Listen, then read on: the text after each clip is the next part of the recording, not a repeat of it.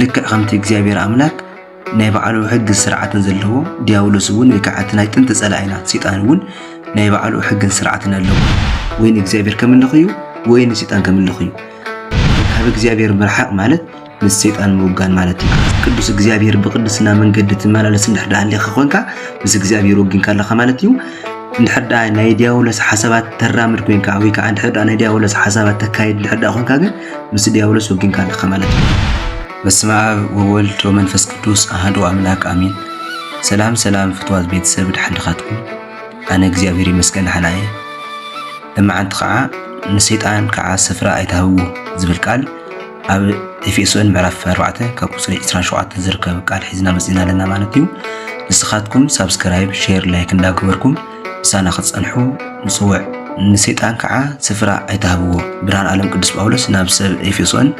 ኣብዝላእኹ መልእኽቲ ዝተናገረ ቃል እዩ ልክዕ ከምቲ እግዚአብሔር አምላክ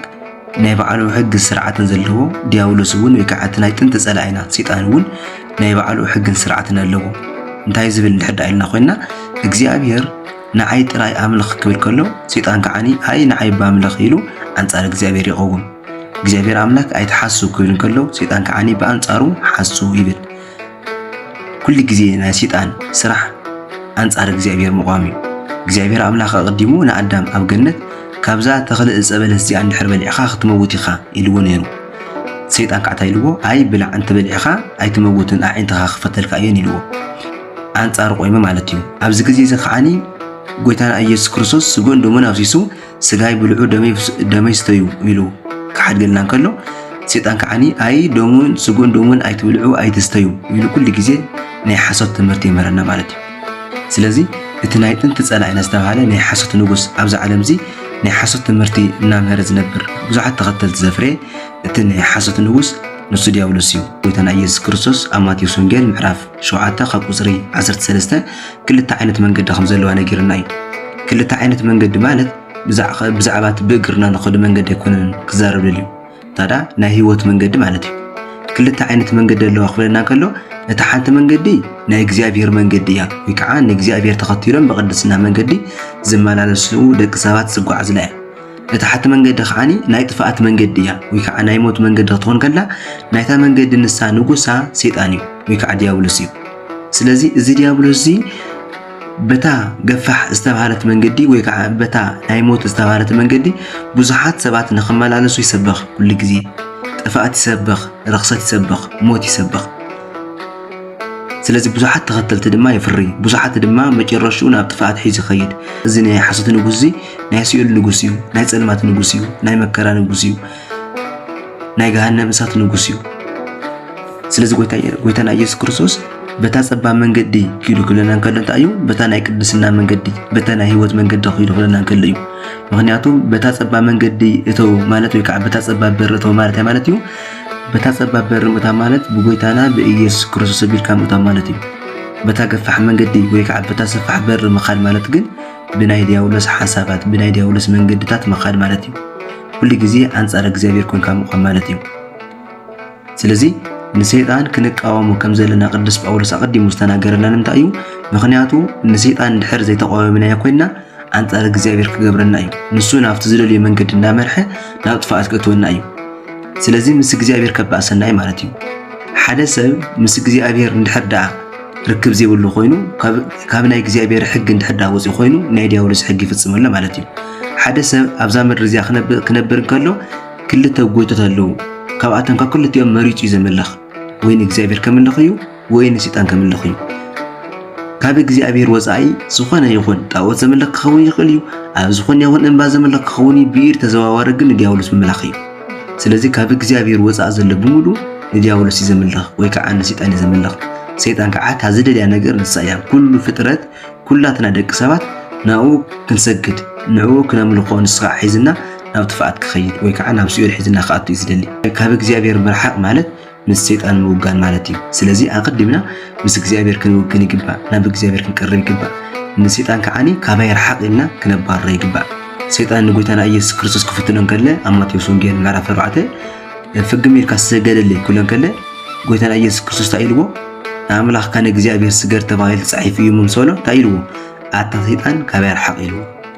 ኣታ ሰይጣን ካበይ ይርሓቕ ዲያብሎስ ካበይ ይርሓቕ ክንብሎ ይግባአና ክፉእ ሓሳባት ክፉእ ድልየት ክፉእ ትምኒት ከምፀልና ከሎ ኣታ ሰይጣን ካበይ ይርሓቕ ሓሳባትካ ንዓይ ዝምጥነና ኣይኮነን ሓሳባትካ ምሳይ ዝሰማም ኣይኮነን ስለዚ ካበይ ይርሓቕ ናታትካ ድልየት ናታትካ ሓሳብ ንዓይ ዝምጥነና ኣይኮነን እሞ ካበይ ይርሓቕ ኢልና ክንቃወም ይግባአና ልክዕ ከም ጎይታና ከም ኢየሱስ ክርስቶስ ማለት እዩ ስለዚ እንድሕር ደኣ ኣብቲ ቅዱስ ሕጊ ወይ ከዓ ኣብ ቅዱስ እግዚኣብሔር ብቅዱስና መንገዲ ትመላለስ እንድሕር ደኣ ኣለኻ ኮንካ ምስ እግዚኣብሔር ወጊንካ ኣለኻ ማለት እዩ እንድሕር ደኣ ናይ ዲያብሎስ ሓሳባት ተራምድ ኮንካ ወይ ከዓ እንድሕር ደኣ ናይ ዲያብሎስ ሓሳባት ተካይድ እንድሕር ደኣ ኮንካ ግን ምስ ዲያብሎስ ወጊንካ ኣለኻ ማለት እዩ ኣቦኻ ዲያብሎስ ይኾነለ ማለት እዩ ኣብ ዮሐንስ ወንጌል ምዕራፍ 8 ካብ ቁፅሪ 44 ከባቢ ጎይታና ኢየሱስ ክርስቶስ ንኣይሁዳውያን ክዛረቦም ከሎ እንታይ ዝበለ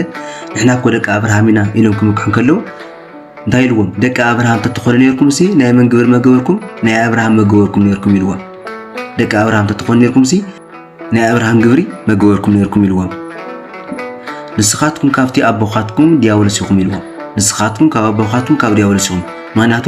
ከምቲ ናታትኩም ዝበለ ግብሪ ካብ ኣብርሃም የለን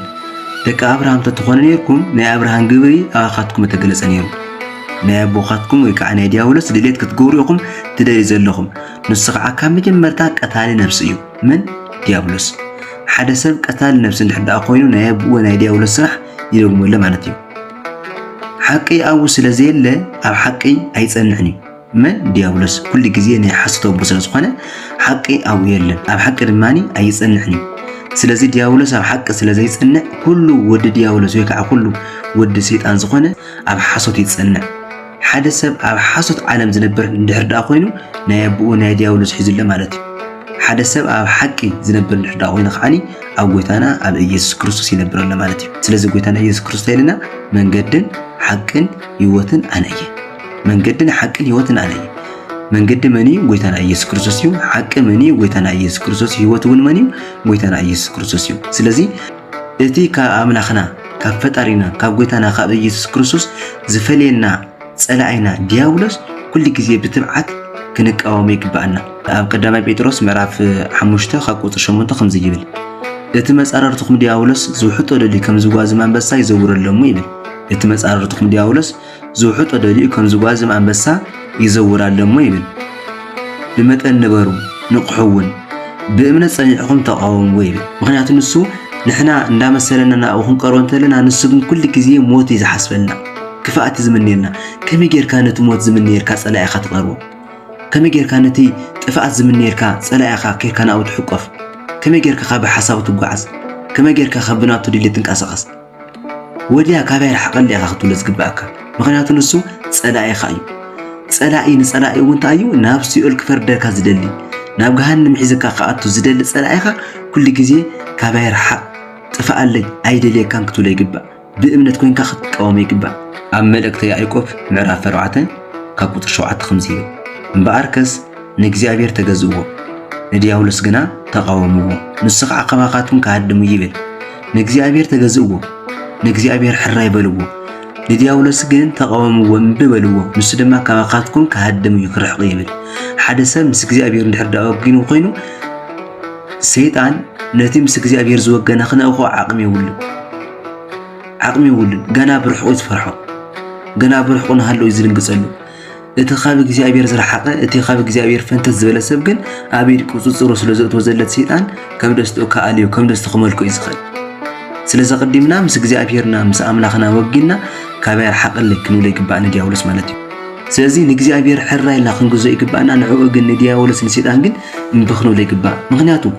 ሰይጣን ንዓና እንታይና እዩ እንታይ ስለ ዝገበረልና እስኪ ኣቅዲሙ ካብቲ እግዚአብሔር ኣምላክ ኣኽቢሩ ዝሃበና ቦታ ካብቲ ምድሪ ገነት ኣባይርና ቀፂሉ ደድሕሬና ስዒቡ ኣብዚ ምድሪ እዚ ብቅድስና ብጽድቂ ብመንፈሳዊ ህይወት ከይንነብር እናተኾላኾለ ደድሕሬና ክንባረር ናብ ሓጢኣት ናብ ህኮት ናብ መከራ ናብ ስንፍና ክንጓዓዝ ዝገብረና ንሱ እዩ ካብቲ ተሰቂሉ ብደሙ ዘድሕነና ብደሙ ዝተበጀወና ካብ ጎይታና ካብ ኢየሱስ ክርስቶስ ክፈልየና ደድሕሬና ዝጓዓዝ ዘሎ ንሱ እዩ ጸላኢና እዩ ንዙ እንታይ ገጽ የድልዮ ንዙ እንታይ ምቕራብ የድልዮ ስለዚ ካባና ሓቂና ክንቃወም ይግባእ ክርስትና ናይ ሰይጣን ቦታ ይኮነን ወይ ከዓ ናይ ሰይጣን ማሕበር ይኮነን ክርስቶሳዊ ናይ ቅድስና ማሕበር እዩ ስለዚ ንሕና ክርስቲያን ኮይና ንዲያብሎስ ወይ ከዓ ንሰይጣን ቦታ እንድሕር ሂብና ኮይና ኣብ ማእኸል ስርናይ እንክርዳድ ኮይንካ ምንባር ማለት እዩ ስለዚ ናፍታ ቅድስቲ ናፍታ ንጽህቲ ዝኾነት ማሕበር ክርስትና ዲያብሎስን ሓሳባትን ክንእትወሉ ኣይግባእን بقدسنا بمنفساو نصحنا كننبر يግባ ስለዚህ አቤቱ ክነብር ይግባ ንዲያብሎስ እምቢልና በእምነት ኮይና ተዋይምና ምስ ክርስቶስ ፈጣሪና ምስ ጎይታና ምስ ኢየሱስ ክርስቶስ ክንውግን ይግባ ወስዋት